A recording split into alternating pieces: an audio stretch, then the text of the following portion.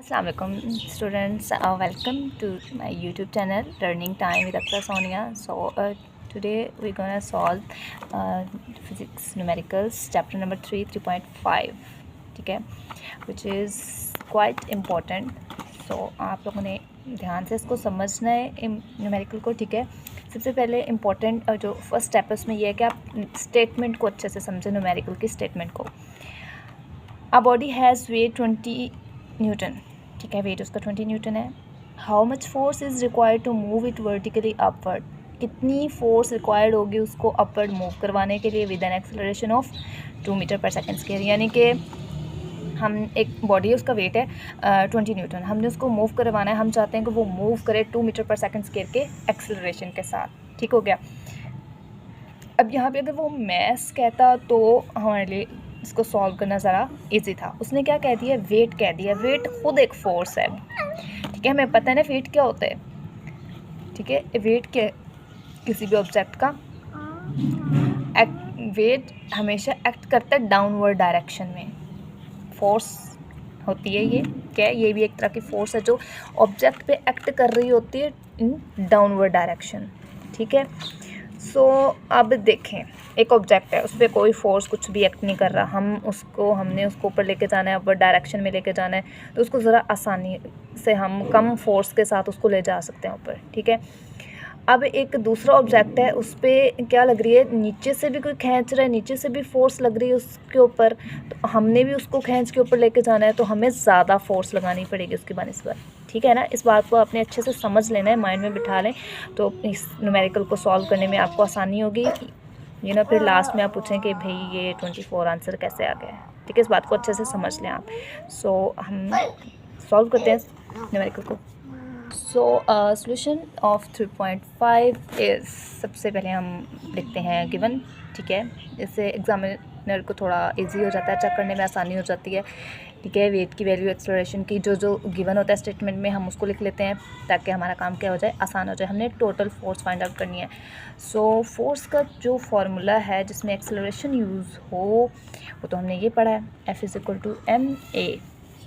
लेकिन मसला ये है कि यहाँ पे हमारे पास मैस नहीं है, ठीक है, लेकिन वेट गिवन है। कोई इशू नहीं है, जहाँ पे हमें वेट गिवन हो वहाँ से हम वेट से मैस की वैल्यू फाइंड आउट कर सकते हैं। कैसे फाइंड आउट कर सकते हैं, इसको हम बना लेते हैं इक्वेशन 1।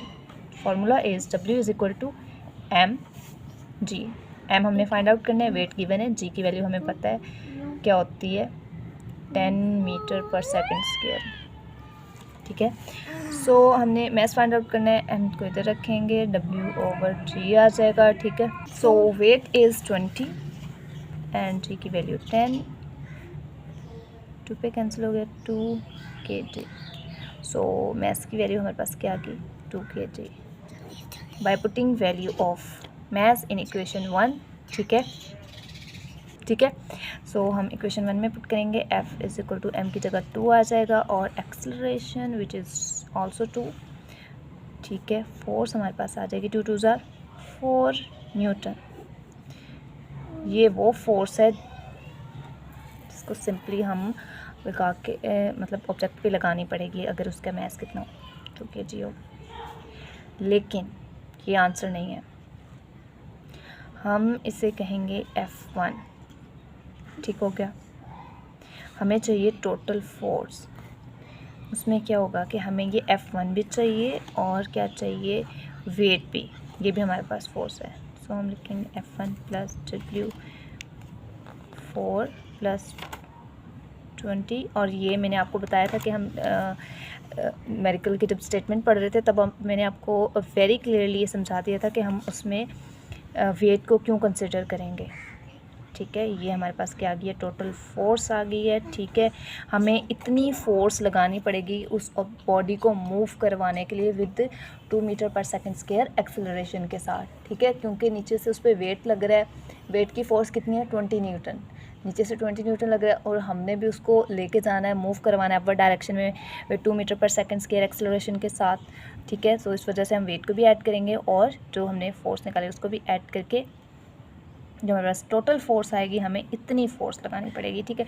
ये तो अंडरस्टूड सी बात है ना, अगर नीचे से कोई किसी ऑब्जेक्ट को फोर्स लग रही है, उसको एक डायरेक्शन में खींचा जा रहा है कम फोर्स के, एक फोर्स है, कोई भी स्पेसिफिक वैल्यू हो सकती है, तो जब हमने उसको उसके अपोजिट डायरेक्शन में खींचा है तो हमें उससे ज़्यादा फोर्स लगानी पड़ेगी ना, ठीक है। अब एक पर्सन है वो किसी चीज़ को अपनी तरफ पुश कर रहा है विद 10 न्यूटन फोर्स, ठीक है। अब आपने उसी चीज़ को अपनी डायरेक्शन में खींचना है, उसके ऑपोजिट डायरेक्शन में, ठीक है, उसको पुल करना है, तो आपको 10 से ज़्यादा फोर्स ही लगानी पड़ेगी, ठीक है। सो यही बात है कि अर्थ जो उसके ऊपर फोर्स एक्ट कर रही है बॉडी के ऊपर, वो 20 न्यूटन है।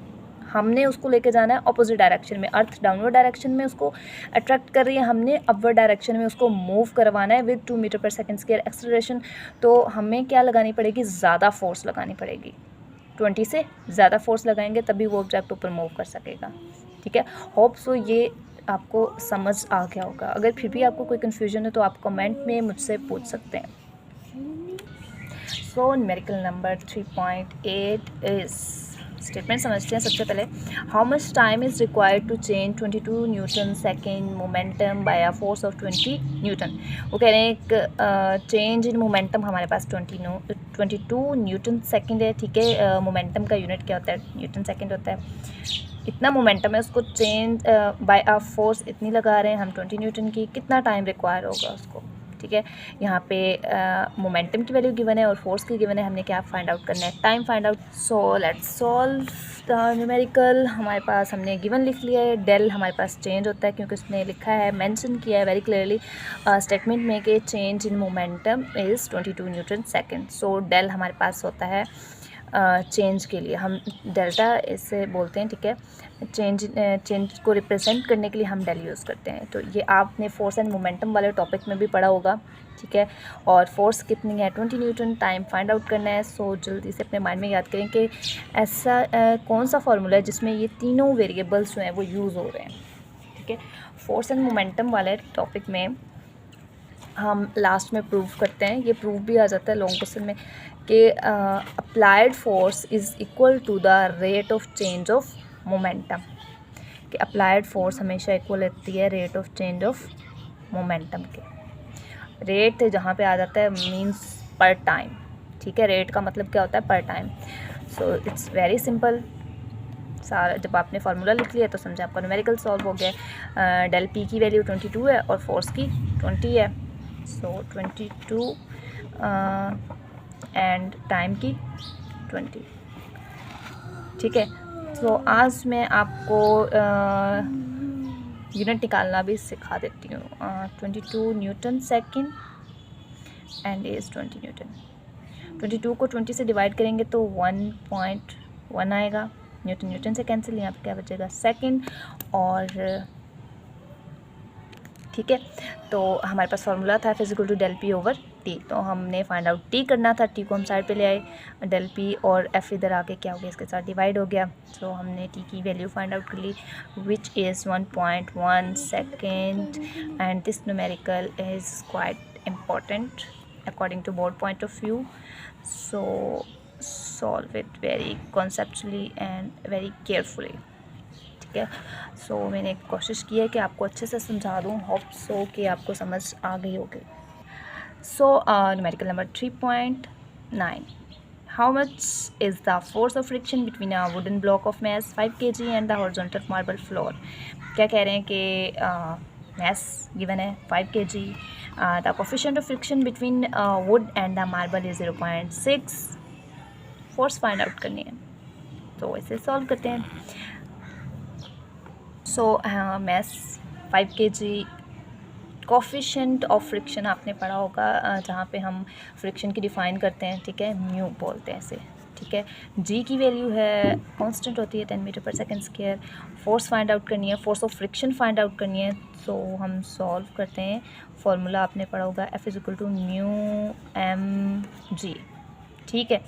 सो तीनों वेरिएबल्स की वैल्यू है हमारे पास, इसमें कोई मुश्किल नहीं है। इसको हमने क्या करना है, जस्ट वैल्यू सिंपली इसमें पुट करनी है, ठीक है, और क्या कर देना है, इसको सॉल्व कर देना है। म्यू की वैल्यू क्या है 0.6, M is 5 and G is 10। तो तीनों को मल्टीप्लाई करें तो हमारे पास क्या आता है, हमारे पास तीनों को मल्टीप्लाई करें तो हमारे पास आ जाता है 30 न्यूटन। फोर्स का यूनिट न्यूटन होता है, चाहे वो आपके पास फोर्स ऑफ फ्रिक्शन हो, चाहे आपके पास सेंट्रीपिटल फोर्स हो, चाहे फोर्स ग्रेविटेशनल फोर्स हो। जहाँ पे फोर्स की बात आ रही है तो आपने आंखें बंद करके फोर्स का यूनिट क्या लिख देना है, न्यूटन। ठीक है। Numerical number 3.10 important. How much centripetal force is needed to make a body of mass 0.5 kg to move in a circle of radius 50 cm with a speed 3 metre per second. थोड़ा speedly read out कर दिया मैंने, समझा देती हूँ। Centimetre force हमने क्या करनी है, फाइंड आउट करनी है। मास कितना है बॉडी का 0.5, रेडियस कितना है 50 सेंटीमीटर, स्पीड यानी कि v कितनी है 3 मीटर पर सेकेंड। फाइंड क्या करना है, सेंट्रीपिटल फोर्स फाइंड आउट करनी है। यहाँ पे भी हमने फोर्स फाइंड आउट करनी है। ठीक है। So let's solve this numerical. So हमने इसमें गिवन डाटा और फाइंड आउट लिख लिया है। Mass 0.5 kg। ठीक है। एक्सेलरेशन हमने रेडियस 50 सेंटीमीटर, हमने इसको मीटर में कन्वर्ट कर लिए। मीटर में कन्वर्ट करने के लिए हमने साथ इसको डिवाइड कर दिया 100 से, हमारे पास मीटर में आ गया है। वी क्या है 3 मीटर पर सेकेंड। फाइंड क्या करना है, सेंट्रीपिटल फोर्स, तो हमने एफ के साथ छोटा सा सी लिखा है, सेंटीमीटर को रिप्रेजेंट कर रहा है। ठीक हो गया।